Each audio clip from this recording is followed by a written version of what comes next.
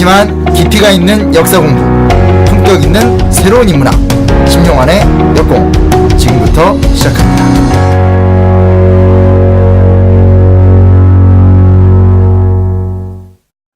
당대 최고의 베스트셀러 단박의 한국사를 인터넷 강의로 이어가고 있는 진짜 역사 가짜 역사. 너무 요즘 재밌어요. 34번째 순서 들어가겠습니다. 명절들도 잘 보내셨고 이제 술도 많이 드셨으니까 공부하세요. 단박의 한국사 책 사십시오. 요즘 이벤트 있죠. 네. 네, 단박의 한국사를 사시면 진가육을 공짜로 들을 수 있는 기회를 드립니다. 근데 별책부록? 소개 안 하시나요? 뭐? 인사도 안 했는데. 이제 해이죠. 자, 이 베스트셀러 작가 심쿵셉. 네, 안녕하세요. 심용환입니다. 목소리가 좋았어. 돈 많이 벌어서. 진짜 좋은 기회를 주셔서라고 생각합니다. 네. 아니, 엄격결에 이거 했다가 큰 프로젝트가 나온 거예요, 그래도. 그러니까요. 그러니까 역사를 이렇게 얘기한다는 게 아마 전무후무할 거예요. 그러니까요.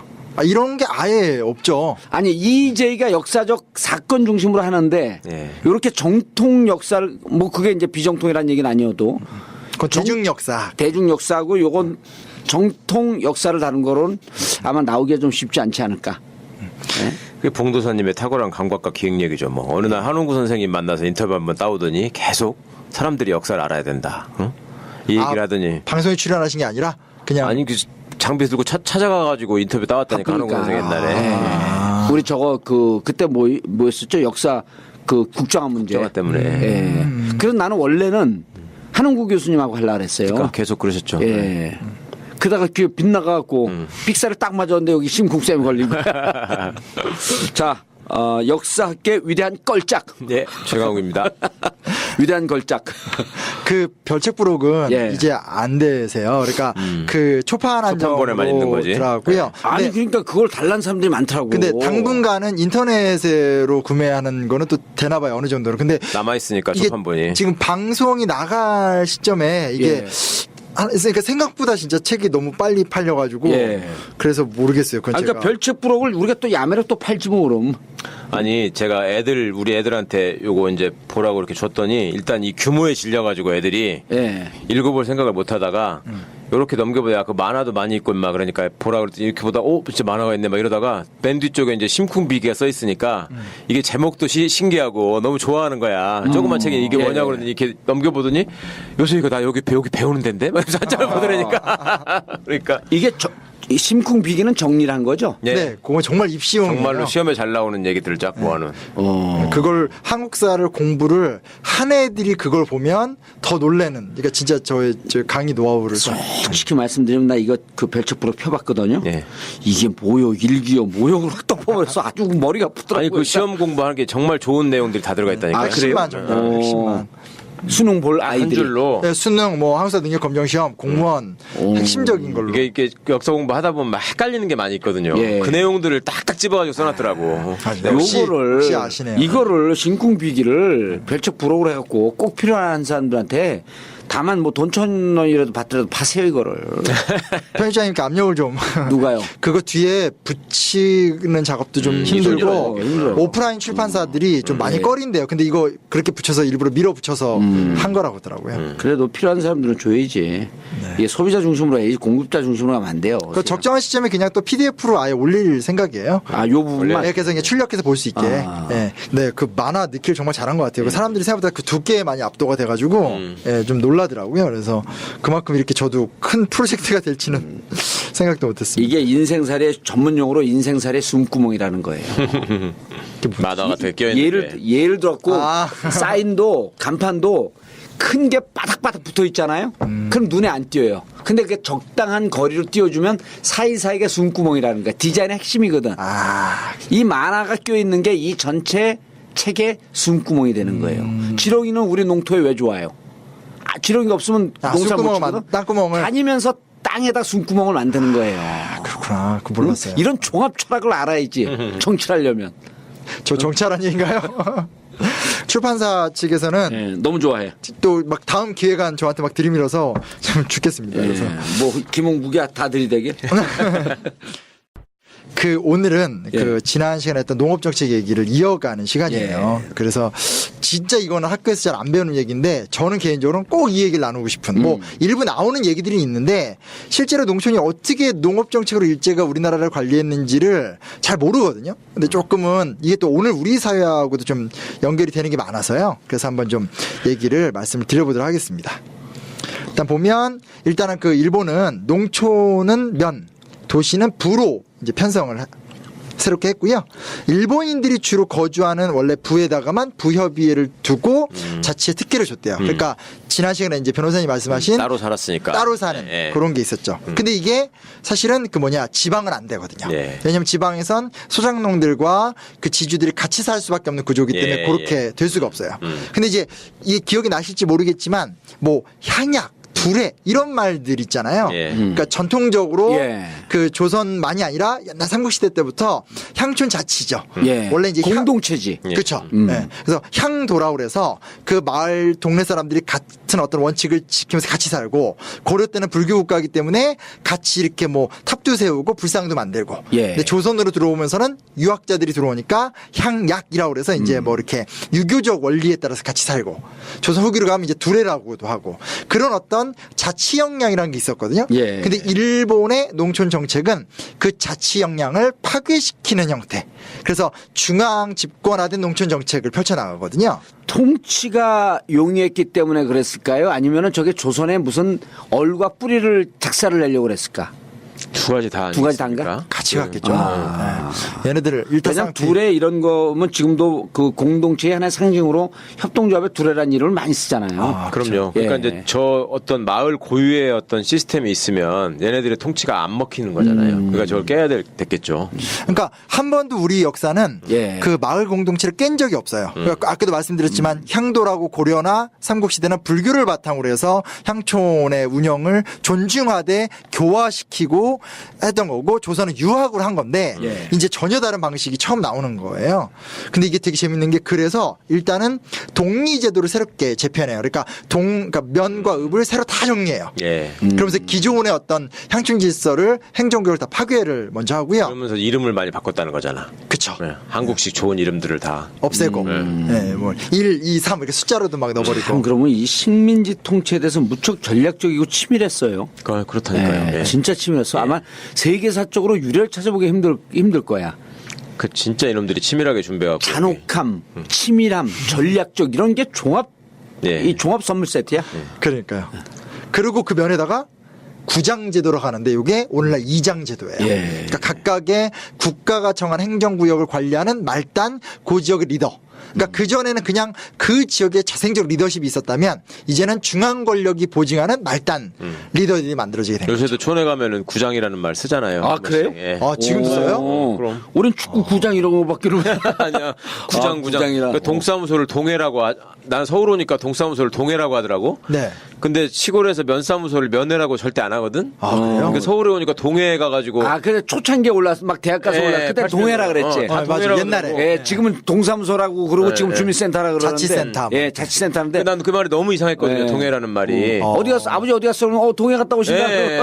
그러니까 전입신고 하려면 왜 동사무소가 해야 되잖아요. 동사무소 어딨냐고 이렇게 물어보니까 동해? 그러면서 이렇게 알려주는데요. 맞아요. 동사무소란 표현이 나온 지가 얼마 안 됐어요. 서울도. 맞아요. 그전 동해였었어. 저도 그러니까 기억이 나는데. 그게 다르더라고. 근데 하여튼 내가 촌에서 다 이장이라고 하는데 누가 한 번씩 구장이라고 하는 사람이 있어. 그래서 나는 구장이 뭔가 이게 이하고 좀 다른 통장을 구장이라고 하나 이렇게 생각했는데 나중에 보니까 그게 이장이었더라고. 여기 저희 진가요 이렇게 지방 출신 한 분을 모셔놓고 하니까 이렇게 좀 더 생생한. 아니 그래서 이거 말하면 생각나는 게 있어요. 예를 들어서 그 서울시장이 근무하는 데가 서울시청이잖아요. 그 시청장이라고 안 하고 시장이라고 하잖아. 면장이 면사무소에 있지만 면사무소장이라고 안 하고 면장이라고 하잖아. 면장. 근데 구청은 노원구청의 장이 왜 구청장이야? 구장이 아니고. 이상하다고 생각해 보시지 않았어요? 그러네. 이상하잖아 그거. 철원군청에 가면은 철원군수가 있지.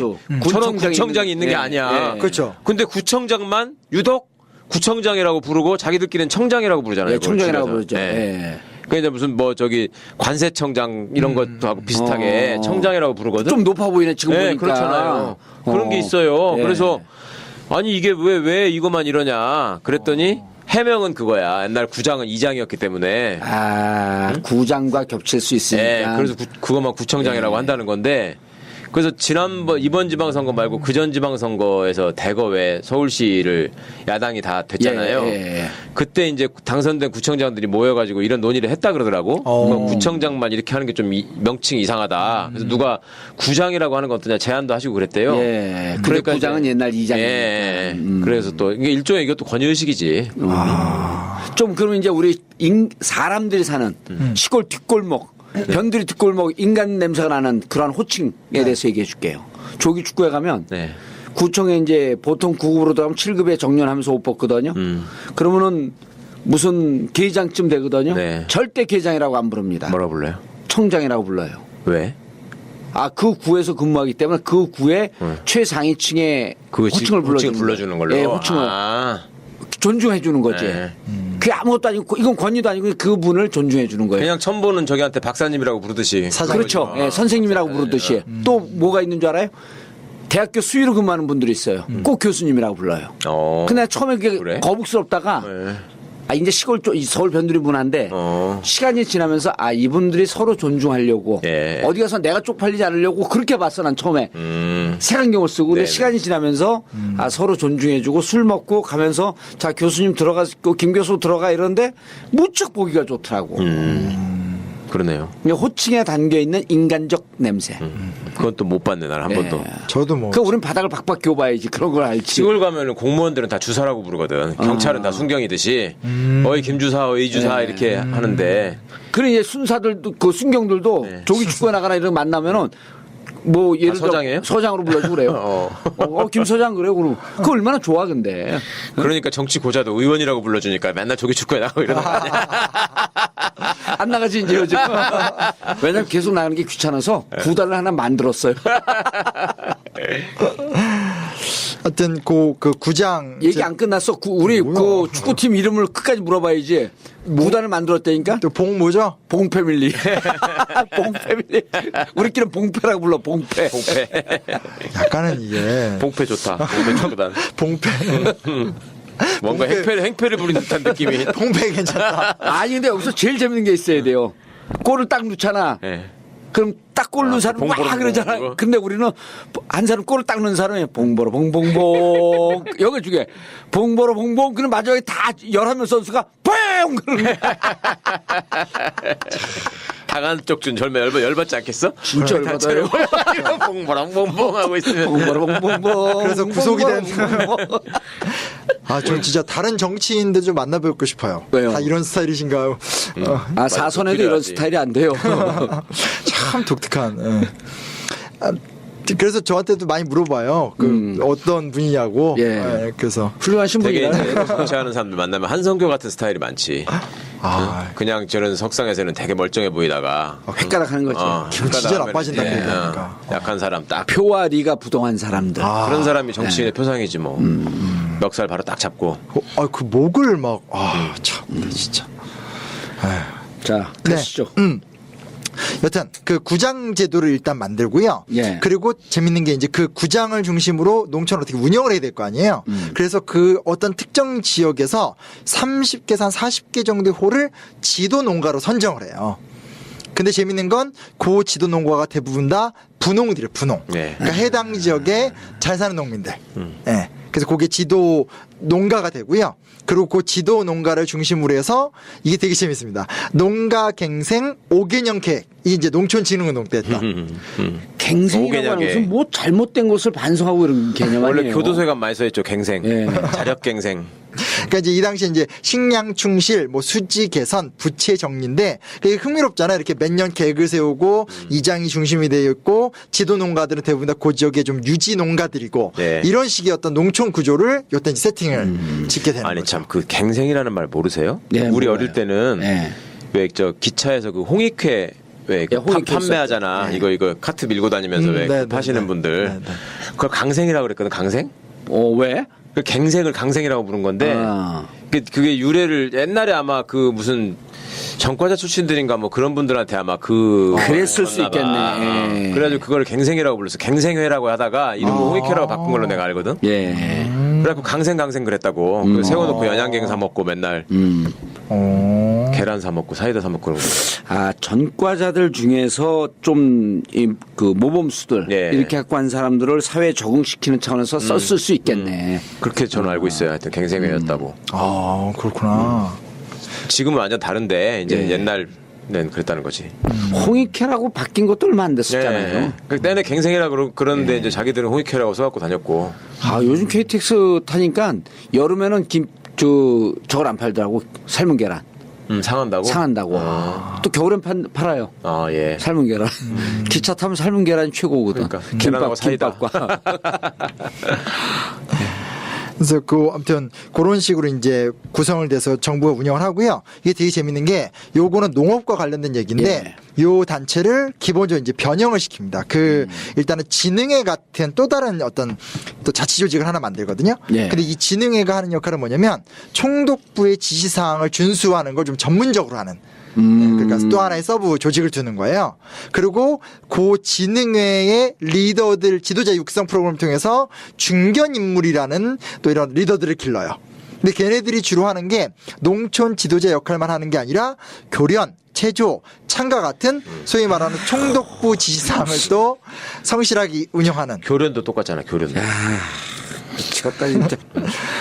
이게 이제 전쟁기로 들어가면 애국반이 되는 그럼. 거예요. 그러니까 이 36년 동안 조선의 친일 문화를 그냥 지금까지 오는 이 문화를 다 만들어 놓은 거 아니야. 그러니까 이런 게 저는 되게 심각한 화두가 돼야 된다고 좀 생각해요. 아니 그러니까 이게 수탈론이니 무슨 근대화론이니 이런 게 아니고 36년 동안 얼마나 우리 뼛속 깊이 진짜 실핏줄까지 파고들면서 철저하게 친일의 뿌리를 만들어 놓으려고 했든지 이런 걸 봐줘야 되는 거야. 그러니까요. 제가 학자가 아니기 때문에 학자로 이론 얘기는 안 해요. 다만 저는 이런 거를 해석하고 정리하는 입장이 있기 때문에 이런 걸 이제 제안을 하는 거죠. 이러이러한 연구가 있으니 이런 걸 자꾸 이렇게 근대화론, 수탈론 단순하게 가기보다는 더 다음 단계 나갔으면 좋겠다 정도만 저는 이렇게 팩트로만 얘기를 드리는 그 거죠. 집회 안 해도 36년은 35년으로 이미 확인됐어.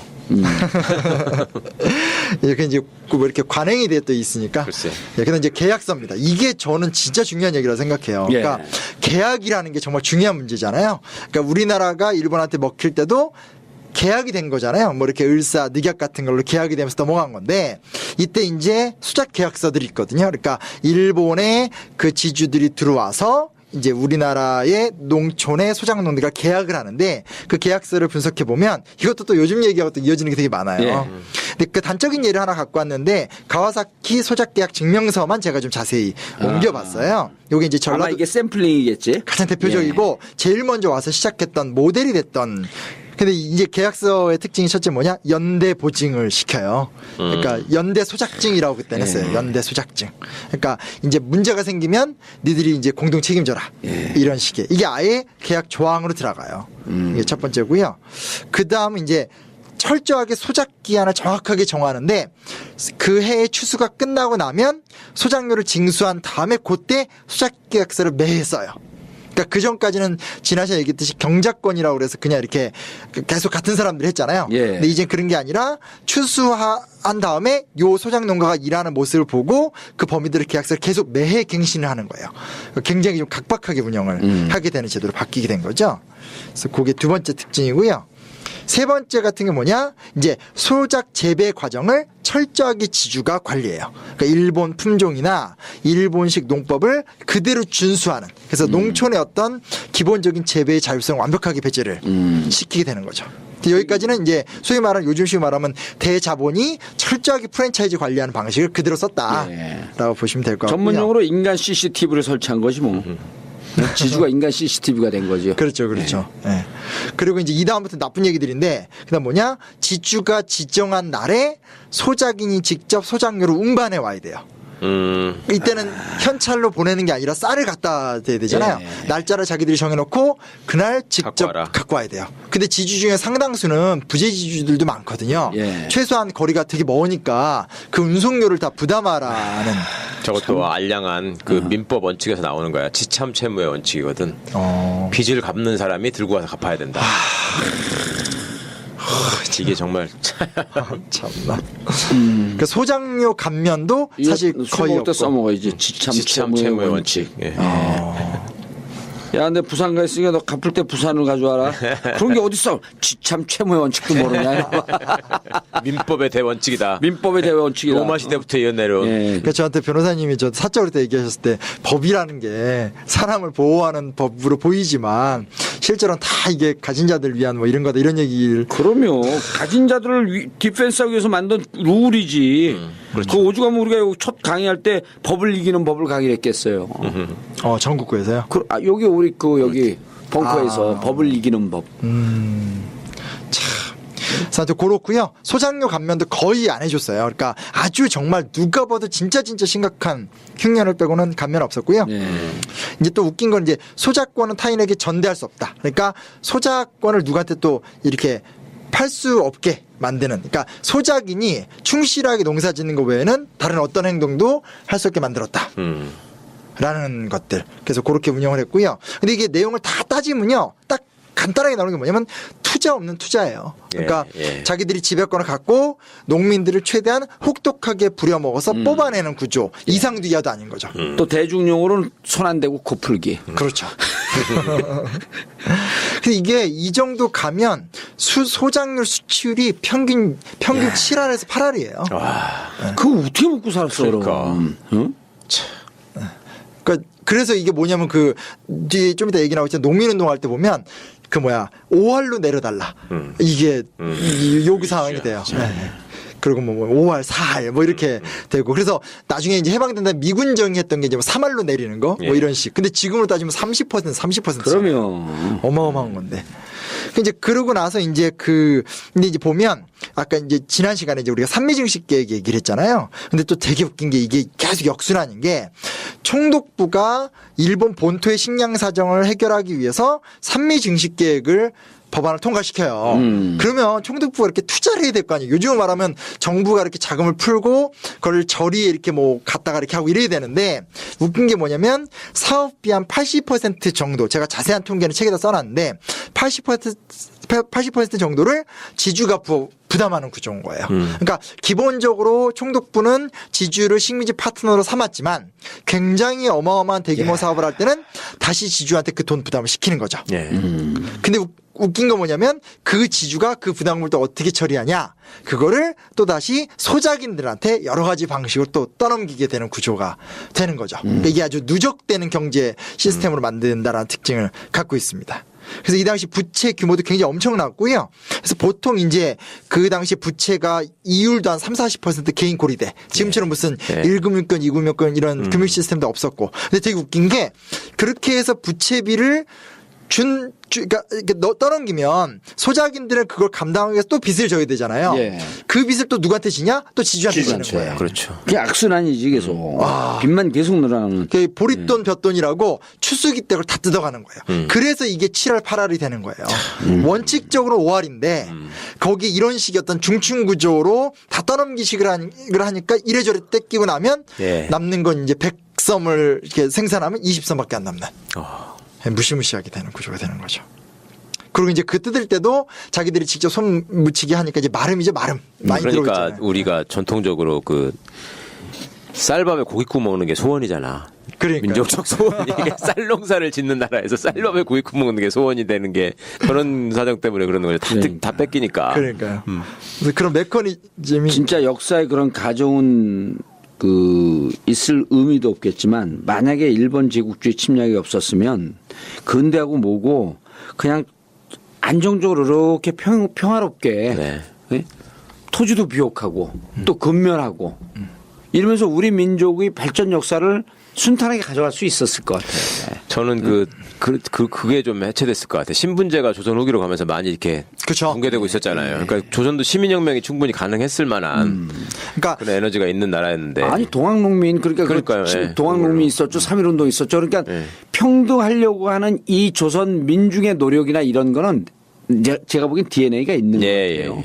그러니까 그게 이제 사실은 이제 굳이 좀 엄격하게 얘기하면 시민혁명도 서양식 개념이잖아요. 근데 이미 중국도 청나라 때 황제에 의해서 노비제도가 폐지가 되고 우리도 정조 때 되면 정조도 비판적이고 정조에 맞수였다고 하는 노론이 오히려 더 적극적으로 신분제 해방을 얘기하거든요. 그러니까 이거죠.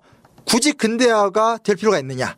만약에 서양 세력들이 이렇게 배 타고 와서 전 세계를 뒤집어 놓고 자기들의 산업혁명의 성과랍시고 이거를 이식 안 시켰으면 우리가 뭐 이렇게 풍요롭지 안 살더라도 예. 새로운 어떤 문명의 모델을 갖고 살 수도 있었다 정도까지 생각을 해볼 수 있겠죠.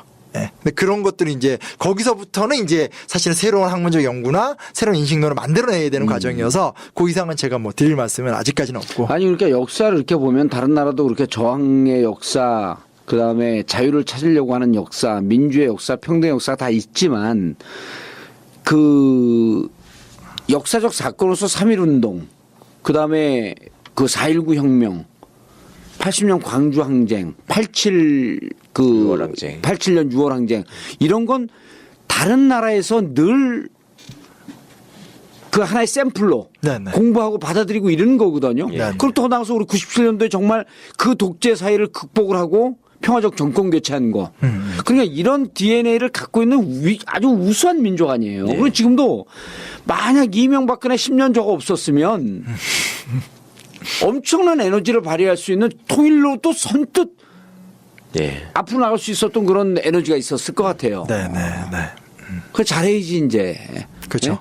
0.8% 경제 성장하는 이런 나라가 어디 있어? 중진국에서 역사적 기록이 없다는 거 아니에요? 지금 박근혜 정부 들어오면서 수출액이 줄어들고 있다면서요? 그 얘기 들으셨어요? 아, 줄고 있죠. 네. 저는 그걸 잘 인식을 안 하고 있다가 요새 뭐 수출의 날 행사에 몇 억불 수출의 탑 이런 얘기가 이제 안 나오는구나만 생각했다가 아, 수출이 지금 몇 수출이 계속 줄어들고 있어요. 줄고 있어요. 네, 네. 전체 부채- 총량이 부채는 늘고 국가 부채 엄청 늘었다고. 그러니까. 그거부터 늘죠. 참. 그러니까 오직하면 이렇게 역사 공부를 막 하는 시대가 됐는지 참. 에이. 하여튼 요게 이제 일단은 이 그 좀 구조적인 예. 총독부의 농촌 관리 방식이고요. 예. 이제 저항을 하는데 여기도 좀 골치 저항으로 넘어가기 전에 광고도 좀 듣고. 자, 농민운동 저항의 역사로 돌아가겠습니다. 네, 저항에 대한 이야기를 좀 해보도록 하겠습니다. 그 일단은 농민들이 할 수 있는 선택은 지금하고도 비슷한 것 같아요. 첫째는 야반도주, 그냥 도망가는 거예요. 그게 아니면 이제 좀 좋은 데를 찾아서 이농하거나 좀 약간 특이한 현상 염농이라는 게 있어요. 염농? 에이, 뭔 말인가 했더니 뭐냐면 요즘식으로 쉽게 얘기하면 태업 같은 거. 아. 굉장히 좀 이렇게 나태한 모습을 열심히 안 하고 김매기도 안 하고 대충 농약도 안 치고 설렁설렁하고. 그러니까요. 제살 깎아먹기긴 한데 그만큼 이제 무기력해지거나 자포자기하는 문화 같은 아니, 것들. 그 100만, 뭐예요, 그 쌀 10가만 줬는데 8가만이 뺏겨봐. 누가 농사 짓고 싶겠냐고. 그렇죠. 오늘 뭐하러 열심히 지어. 그럼. 아유, 쥐갈가 좀 뺏어가는 놈이 알아서 하죠. 그렇죠. 근데 더 답답한 게 뭐냐면 그 이러면 이게 근데 또 하나의 문제가 뭐냐면 이런 건 문제인데 노동력 과잉 상태였다는 거예요. 그러니까 전체적으로 이 당시 전라남도를 33년에 조사한 결과를 보면 48.6%의 유휴 노동력이 존재했다. 그러니까 이런 식으로 농촌 문제가 심한데도 요즘식으로 말하면 그러니까 일자리가 없는 뭐 이런 구조. 그러니까 두 가지 모순이 최악의 상태였구나. 같이 있는 거죠. 예. 그러니까 한편에서는 이렇게 그러니까 이렇게 쥐어짜도 된다는 인식을 또 막 갖는 거예요. 어차피 네 없고 네 야반도주하거나 염농해봐 다른 애 갖다 쓰면 돼. 이런 문제가 또 연결이 되기 때문에 한편에서 이제 어떤 발전을 못하는 어떤 그런 한계들. 왜냐면 막 경제사 도표로 분석해 보면 영조 정조 막 대단하다고 얘기를 하더라도 사실은 진짜 그 농촌의 이게 뭐죠? 추수 결수 이런 거 보면 조선왕조 때 세종대왕 때가 최고고 막 이러거든요. 네. 그러니까 도대체 그 이후 200~300년간 뭘 했길래 그러게. 예, 그런 문제도 사실은 좀 같이 엮여져 있어요. 그러면서 1920년대 때부터 본격적으로 농민운동이라는 게 시작이 되는 거죠. 농민운동, 노동운동이 현직 교과서에 나오거든요. 근데 참 재밌는 건 아직까지는 사회 분위기 자체가 그 농민운동, 뭐 노동운동 이러면 빨갱이. 계급투쟁으로 받아들이는. 계급투쟁으로. 그래서 시험에는 진짜 잘 안 나오는. 그러니까 적어도 뭐 수능이나 이런 공식 시험에선 좀 많이 덜 나오거나 단순화시켜서. 근데 이제 이게 보면은 그때 당시에 이제 농촌 수탈 네. 이런 것이 객관적 환경이었다라고 한다면 1919년 3.1운동이 우리의 또 주체적 학습 효과가 있어서 농민운동 쪽으로도 이렇게 확산된 거 맞아요. 예, 예. 같아요. 네. 그러니까 그런 주장을 하죠. 많은 사람들이 하고 북한은 또 특히 지난번에도 말씀드렸잖아요. 사회주의 운동의 아버지. 시작이다라고 네. 하면서. 네. 예. 실제 3.1운동 이후에 사회주의 운동이 급속히 확산됐잖아요. 예, 예. 성장을 했죠, 그러니까 급속히. 맞아요. 예. 외국에서도 그랬고 국내적으로도 이제 저런 소작쟁이나 노동운동이나 이런 것들은 그런 영향을 받았다고 봐야죠. 또 1910년대 후반에 볼셰비키 혁명의 영향도 있었고. 그리고 실제로 이 농민운동이나 노동운동을 주도했던 그룹이 사회주의 그룹이에요. 그걸 또 부정할 수는 없어요. 다만 농민운동의 모든 운동 자체가 다 사회주의적으로 진행됐다는 건 아니고 그런 것들을 열었던 사람들이 사회주의자들이었다는 것도 부정할 수는 없고요. 그러니까 그런 걸 객관적으로 봐야 돼. 지금 이게 뭐 그럼요. 자꾸 예, 뭐 예. 그 좌빨 뭐 레드 컴플렉스 이런 게 아니고 그러니까. 있는 그대로 그거를 역사적 관점에 따라서 조금 강조하고 조금 축소할 수는 있지만 있는 걸 없다고는 할 수 없는 거 아니야. 그리고 이거를 어찌됐건 옛날 근현대사 교과서가 있었을 때는 예. 이런 걸 가르쳤거든요. 가르쳤어요. 농민운동, 노동운동이 내신에서 무조건 시험 나오고 했거든요. 그러니까 이제 이런 게 싫은 거죠. 예. 그 며칠 전에 얼마 전에 그 9월 모의평가 예. 있었거든요. 그 저기 뭐 검색 순위도 올라오대. 예. 그 검색 순위 본 날이요. 잠을 자는데 예. 수능 시험 날에 나도 꿈속에서 예비고사 옛날 예비고사 준비 하나 났는데 수학책을 보는 게 하나도 모르겠어. 그 시험 보러 가는 거야. 검색 순위 거 보고. 아니 그 트라우마가 아직도 안 사라지는 거예요? 그러면 자다 벽에 이렇게 뚝 부딪히면 지금도 감옥인 줄 안다니까. 그건 진짜 그러면 그렇겠다. 옆에서 이렇게 우리 집사람 다리가 딱 닿잖아. 네. 그럼 이게 다리로 인식되지 않고 변화가 벽으로 인식될 때가 있어요. 흠칫 움치대 그러면 그 보면은 이게 그냥 집을 싸고 있는 거고 그래요. 놀래시고 막. 그 20년 산 애들 내 요즘 만나고 그러거든요. 네. 가끔씩 연락 갖고 소주 한잔 먹으러 보면 걔를 어떻게 사는지 모르겠어. 징역 20년 살고. 그 공간장애 같은 거 생기지 않을까요? 그 뭐라고 해야 되나? 폐쇄공포증이죠. 그쵸. 인간은 본능적으로 폐쇄공포증이 있어요. 클로스하게 되면 클로스 닫다 이런 거 아니야. 클로스트로포비아라고 네. 폐쇄공포증 인간은 다 있어요. 네. 강약이 있을 뿐이지. 그 20년 살면 난 끔찍하더라고. 지금도 이렇게 느끼는데. 2년 계셨던 건가요? 1년이요. 1년. 대학 때 1년 반. 지금 1년. 합쳐서구나. 예. 저번에. 근데 그 9월 모평이 올해 수능 예. 필수하잖아요. 20문제거든요. 총 원래 문제가 그 한국사 문제. 예. 한국사 교시가 있어요. 그냥 언어 영역, 뭐 수리 영역, 한국사 교시에서 탐구에서 나왔는데 세 문제가 현대사 문제예요. 오. 네, 세 문제 현대사 문제인데 뭐가 나왔어요? 나왔는데 하나는 통일 정책. 그건 뭐 그렇다 쳐요. 근데 네. 두 개가 이제 다 이제 그 박정희 정권 때. 음. 네, 그러니까 딱 제가 얘기했어요 애들한테 야 이거는 박정희 대통령의 업적을 가슴으로 느끼면서 문제를 풀면 다 맞아. 왜냐면 필수화가 되니까 시험이 되게 좀 쉬워졌거든요. 근데 네. 뭐 경제개발 5개년 계획, 뭐 경부 고속국도, 뭐 저기 뭐 포항제철 다 그런 걸로만 문제를 푸는 문제예요. 그럼 틀린 거는 뭐야? 아닌 거. 그 중에 아닌 것을 골라라. 그러니까 맞는 걸 고르는 건데 근데 더 놀라운 건 보기도 다 그런 얘기예요. 뭐 저기 경공업 발전시켰다. 뭐 경제개발 계획했다. 이게 다 이렇게. 다 맞는 거 아니야? 틀린 게 있을 거 아니야? 아니, 그러니까 그 시기 적합한 거 찾는 거. 70년대냐 60년대냐. 네. 그러니까 다 좋은 거 중에 뭐가 70년대고 뭐가 60년대냐? 두 문제를 딱 냈는데 예. 두 문제가 다 박정희 정권 이야기인 거예요. 예. 그래서 제가 그러니까 얼마 전에 제가 사실 동창회가 있어서 예. 같이 다 저 빼고 거의 다 현직 역사 선생님들인데 이런 걸 물어봐야지 다음 중 민총학년 연루자가 아닌 사람들은.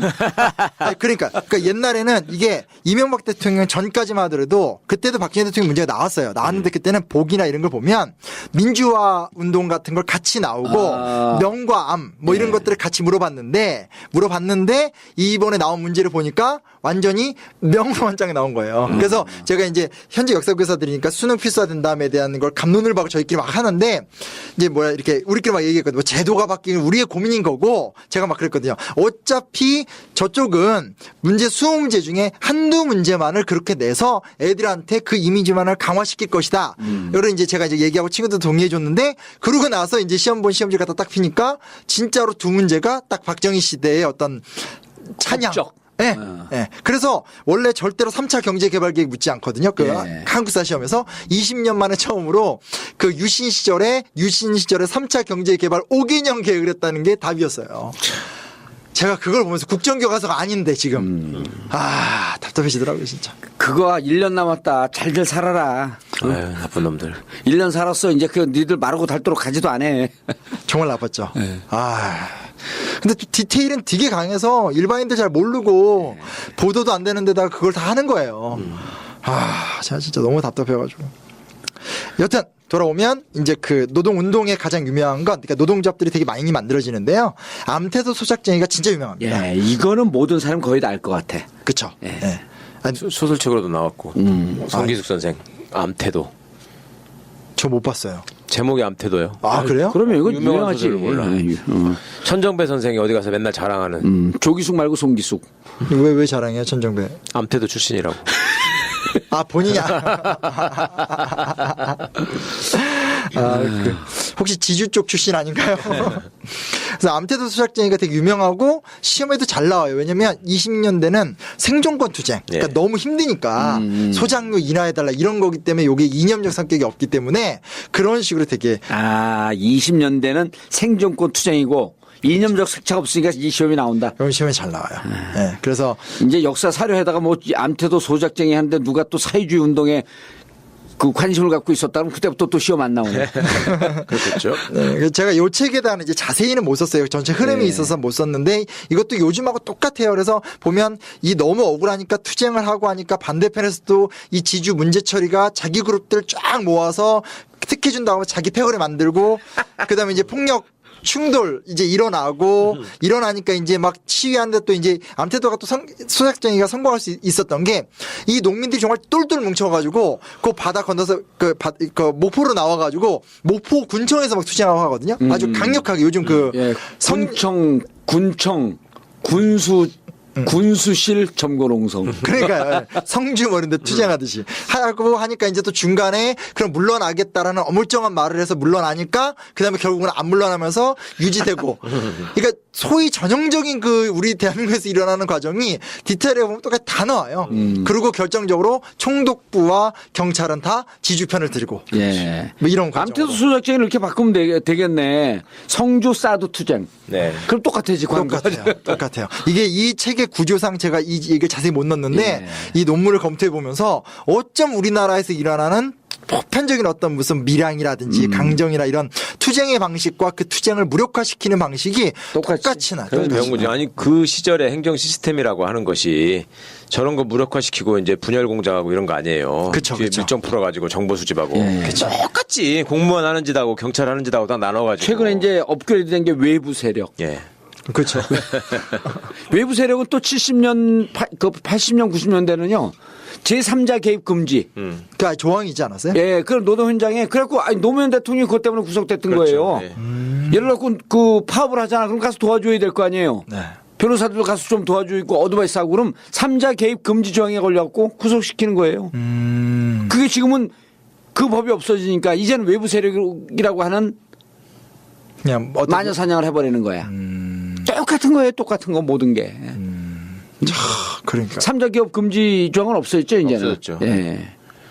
진작에 없어졌는데 지금도 그걸 얘기하는 놈들이 많지. 현장에서는 아직 남아 있는 건가요? 그러니까 이제 없어진지 뭔지도 모르고 무조건 그냥 지인한테 유리한 쪽으로. 그거 전문용어로 나오는 대로 씨부리는 거예요. 예를 들어서 MBC 파업 같은 거 가지고 얘기가 되면 네. 누가 이제 정치인들이 가가지고 응원 방문하고 이러잖아. 제3자 개입 금지 조항이 있는데 정치인들이 저런다느니 뭐 이딴 소리 하는 거지. 지금도 하더라고 진짜. 이제 지금부터 그 법적으로 그게 없는 줄 아니까 외부 세력이라 그러겠지.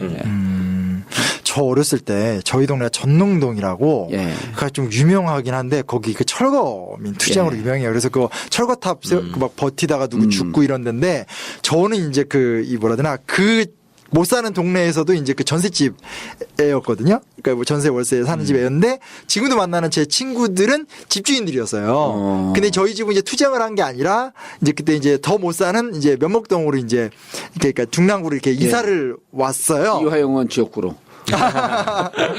맞아요. 그래서 그렇게 왔는데 이제 제 친구들이 거기 있잖아요. 네. 제가 그 근처 교회를 다녔는데 친구들이 이제 계속 얘기하는 게 뭐냐면 걔네는 그 지역에 이제 집주인들이고 나중에 결국은 거기를 다 재개발한 다음에 거기가 이제 SK 아파트가 들어와요. 제 친구 이제 한 명은 아예 그 아파트에 지금 살아요. 지금 집주인이에요. 근데 걔네들이 이제 앉아서 얘기하는 게 뭐냐면 10대 때도 그 동네에 이제 그 철거 반대 를 싸우는 예. 그 이제 그 뭐라죠 그 철거민들이라고 해야 되나 예. 그거를 막 이제 씹는 거야. 저 인간들 독하다. 근데 그때는 저는 아무 생각도 없고 제 친구들 얘기니까 친구들이 맞다고 생각하고 같이 씹었어요? 네. 그리고 그 돌아다니면 거기서 철거탑을 그 무슨 저항탑을 되게 높게 세워서 그 저항하다가 아주머니 떨어져 죽고 그랬거든요. 그러니까 그 큰 사건이었죠. 거기. 근데 제가 그거를 대학교 1학년을 들어갔는데 저희과 선배들이 거기서 투쟁을 하면서 저한테 이제 뭐 세미나 같은 데서 그 얘기를 막 해주는 거야. 했는데 이게 너무 막 문화적 충격이지. 너무 큰 충격이었어요. 이걸 내가 지금 뭐가 맞다고 생각을 해야 되나? 이게 참 되게 힘들었었던. 그게 떠오르는데요. 역사상 그 가장 네. 가장 오래된 네. 그 제3자 개입 네. 외부 세력의 원조가 누군지 아세요? 누구예요? 예수님이요. 예수님은 핍박받고 고난받는 민중의 손을 잡은 거예요. 그건 그렇죠. 네. 그러니까 지금 외부 세력이라고 하는 게 얼마나 허군주의를 보는 거예요. 이런 거거든. 교회에 그거 아니에요. 그 길 잃은 양이 들어오게 되면 이게 성경 말씀이 그거 아니에요. 제 길을 찾아가고 있는 99마리 양보다도 길 잃은 한 마리 양을 더 그렇죠. 애달파하고 그 길 잃은 양을 제대로 보살피는 거 아니에요. 성경 정신이. 네. 그럼 이 성주 주민들이 어떤 사람들이에요. 핍박받는 사람들이거든. 그럼 저 사람들 나의 고통으로 공감을 하면서 가서 도와줘야 될 거 아니야. 그게 누가 했냐면 2000년 전에 예수께서 하신 그 길이야. 그거를 부정하는 이 대한민국 이 그 집권 세력들은 저건 반그리스도적이에요. 그리스찬들은 그거 갖고 항의를 해야 돼. 예수도 외부 세력이냐 그럼. 동의하는 절대적으로 동의하는. 그러면 이런 종교는 이럴 때 필요한 거예요. 그렇죠. 종교가 아니면 사실은 그 역할을 누가 그러면 감당하겠어요? 안 하는 거지. 옛날 김수환 추기경이 70년대 그거 한 거 아닙니까? 그렇죠. 뭐 도시산업선교회 같은 경우도 80년대 명진 스님도 그런 역할을 했던 거고. 맞아요. 에휴, 참. 지금은 예수가 아니라 김재동이 가서 하더만 이제. 네? 카톨릭 신자라고. 네. 가장 훌륭하더만 요즘 보니까. 근데 뭐 여기 저희가 뭐 하면서 사실 이렇게 막 부딪히는 부분이 있으니까 좀 악플도 막 저를 하는데 저한테 막 저 골수 예수쟁이라고 막 이러면서 또 그거를 왜 꺼지라고 막 댓글을 봐요. 난 참 댓글도 안병옥 교수가 전화 와갖고 부인이 댓글보다 지금 우울증 비슷하게 빠졌다는 거예요. 왜요? 안병옥 씹어대는 사람들 때문에. 씹어대는 사람들이 있을 건데 그래서 댓글을 왜 보냐 그러니까 자꾸 보게 된대 그게.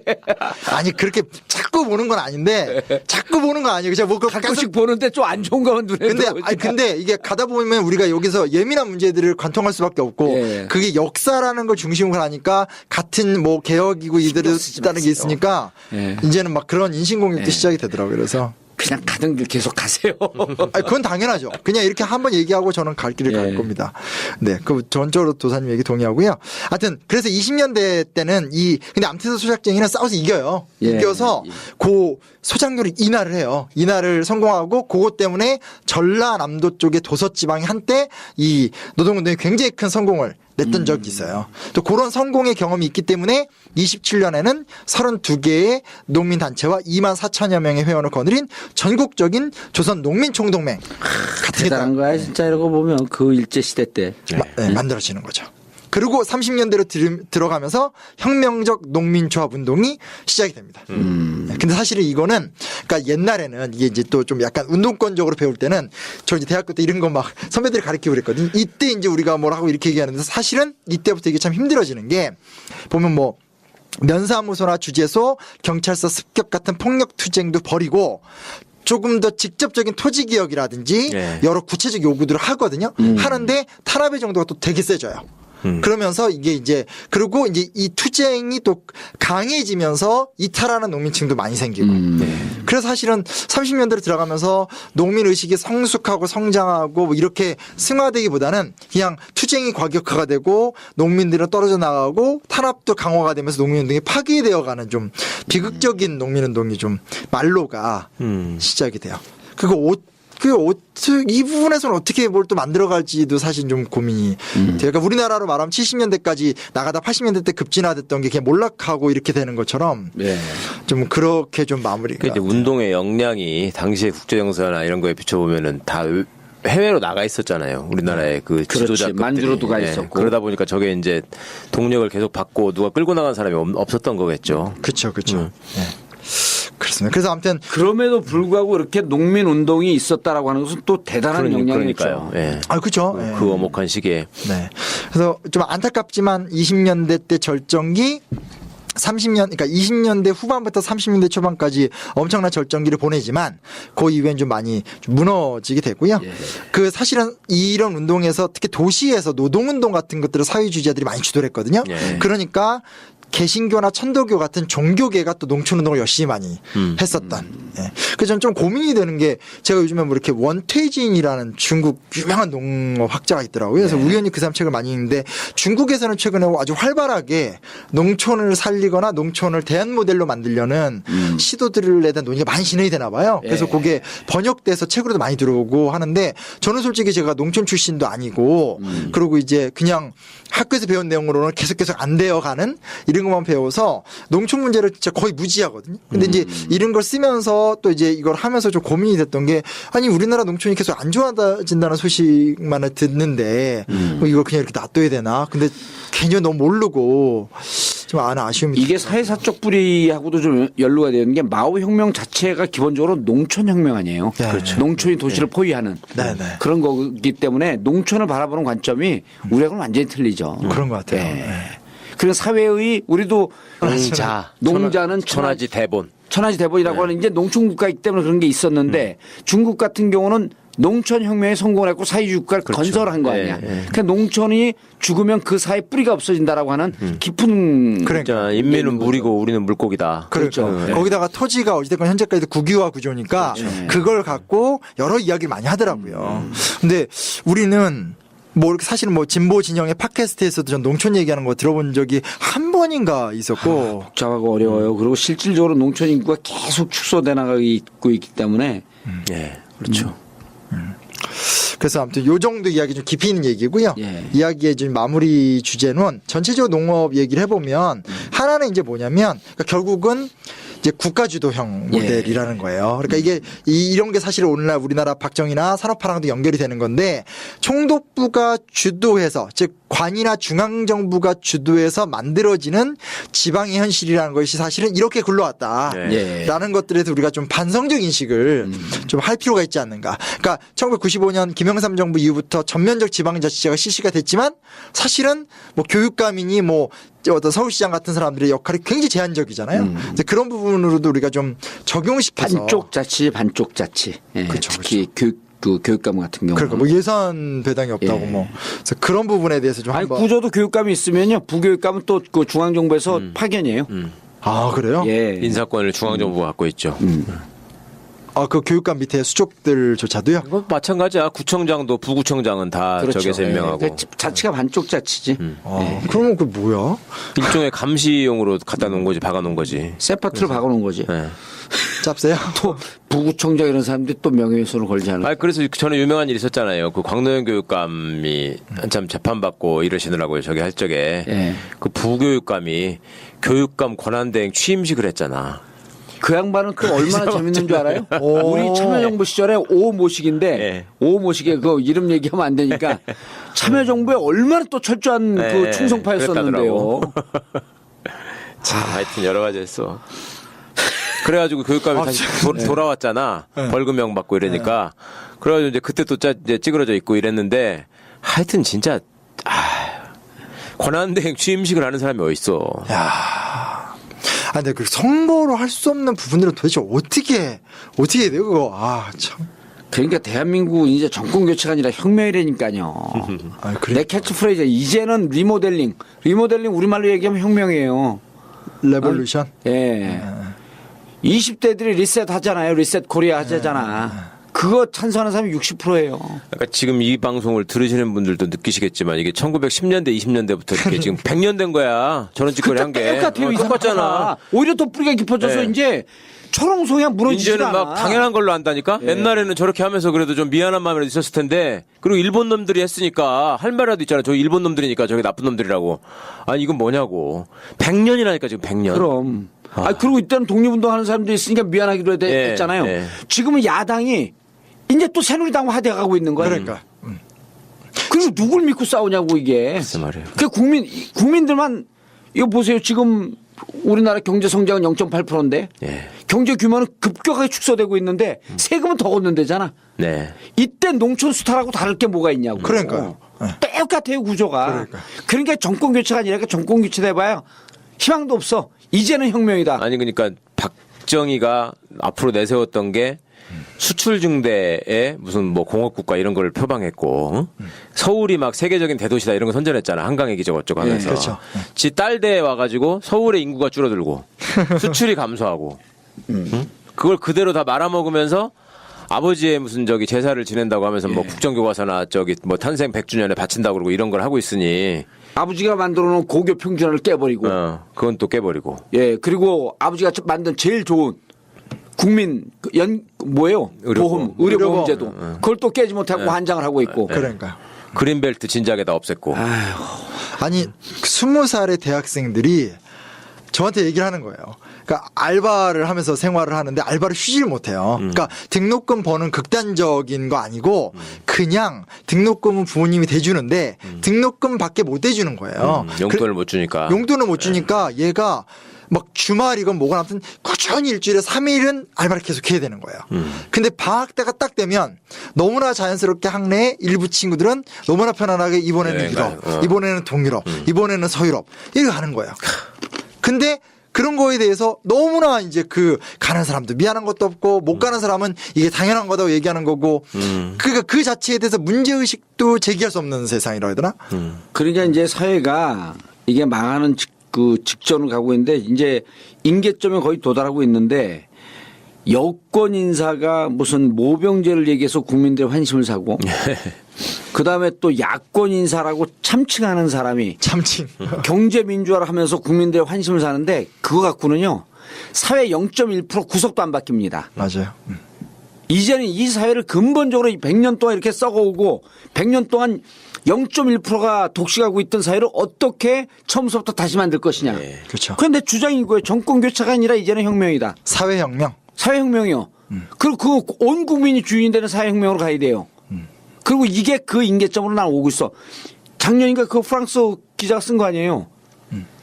이렇게 문제가 심각한데 심각한 것도 비정상적이지만 이런 사회에서 폭동이 일어나지 않는 것도 비정상. 그러니까요. 밀란이 일어나지 않는 것도 비정상적이다. 아니 속칭 운동권이라고 하는 애들이 가서 어떻게 하냐 옛날에는 그거 있잖아요. 막 저는 이제 그 세대는 아니지만 그래도 제가 마지막 고 데모할 때 말미 반대 막 나와서 막 도서관 와서 막 소리치잖아요. 막 하구야 말이잖아요. 그게 아니라 요즘 애들은 가서 우리 이번에 이런 이제 우리 대학교에 비정규직 노동자들이 있는데 같이 함께 해봐주지 않으렴. 근데 안 하면 안 해도 돼. 근데 나는 이거를 했으면 좋겠구나. 이렇게 한다는 거예요. 너무 사적 권리나 개취 개인 취향 이걸 너무 존중을 해주는 거예요. 기본적으로 그러니까 이건 내 취향이 아니야. 뭐 이런 식의 것들. 그러니까 너무 그렇게 하기 때문에 그 문화가 너무 내재화돼 있으니까 이게 막 불이 나야 되는데 이게 막 기름하고 막 물이 섞여 있다고 해야 되나? 불이 안 붙는 그런 것도 좀 너무 힘들어요. 근데 그거를 지난번에 우리 김용민 또 그 막말 김용민 선생이 그 20대에 무슨 패기가 없고 결기가 없다라고 20대 해갖고 한번 개새끼론이에요 그게? 그래갖고 졸라 깨졌는데 난 그건 진짜 잘못됐다고 생각해요. 김용민을 부정하는 게 아니고 이게 우리가 이 무기력한 세대의 정신을 물려준 거거든요. 다시 나는 이제는 혁명이다 할 때 그때 70년 80년대에 거리 나왔던 이 50대가 다시 나와야 돼요. 예. 유럽은 그랬잖아요. 68세대들이 다시 나와가지고. 다시 나와야 돼. 50대가 나오고 40대가 거리 나와서 우리가 만들어 놓은 이 사회에 대해서 우리는 싸웠기 때문에 책임이 없다? 그건 아니에요. 우리가 책임을 지고 우리가 이 혁명의 불길을 우리가 만들어야 되는 거예요. 저도 개새끼로는 반대예요. 왜냐면 진짜 여유도 없어요. 그러니까 그 없어요. 알바랑 이게 너무 중축적이어서 그냥 잘못했다고 말하기도 뭐하고 그렇다고 그러니까 너무 복합적인데 지금 말씀하신 그런 진짜 더 변화는 극단적으로 얘기할까? 정권 교체되면 세상이 좀 살만한 세상으로 바뀔까요? 이 구조를 뜯어 없앨 수 있어. 종편을 어떻게 없앨 거예요? 검찰을 어떻게 할 거야? 교육제도 어떻게 할 거야? 그냥 처음부터 리셋이에요. 맞아요. 그러니까 정권 교체가 목표가 되면 안 되는 안 되는 거죠. 그리고 그러면 이제 경제 발전이네 무슨 주택 문제네 이런 거 얘기하던 분이 저런 걸 지적하는데 제가 참 그 가슴 아프게 들었던 게 있는데 옛날에 새마을 운동 뭐 이런 걸 통해서 지분 개량 사업하고 뭐 길을 넓히고 어쩌고 잘 살게 됐다 어쩌고 얘기하잖아요. 근데 실질을 보면 그 마을에서 대부분의 사람들이 도시로 가서 공장 노동자가 되거나 그 왜 창녀가 되거나 식모가 되거나 이렇게 밑바닥 인생으로 왜 농촌인들이 다 전락했지 않습니까? 솔직히 말하면 그래놓고 그 전에는 초가집일망정 우리 식구들이 함께 모여서 살면서 이웃 사람들하고 밥과 반찬을 나눠 먹는 공동체가 있었다는 거야. 근데 그게 완전히 파괴되고 내 집이라고 하는 것 자체가 이제 내 평생 가질 수 없는 엄두가 안 나는 걸로 돼버린 거예요. 예. 그전에는 시골에는 사실은 집 하나 지으면 되는 거거든, 그냥. 그렇죠. 옆에다가. 땅이 많은데. 근데 그게 안 되는 거야, 이제. 그러니까 그 집이 다 없어지면서 그게 다 파괴됐는데 우리는 뭐가 잘 살게 됐다고 하는 거냐, 이런 얘기를 하나 하고, 또 하나는 이제 예전에는 보면은 골목마다 그 골목마다 추억이 있는 게 다 그 구멍가게들이 있었단 말이야. 예. 꼬마들이 가서 알사탕 사 먹고 하드 아이스케이크 사 먹고 하던 구멍가게들이 지금은 무슨 뭐 대형 마트 어쩌고 하지만 사실 골목 상권들이 완전히 죽어버린 다 거를 죽었죠. 떠나서 예.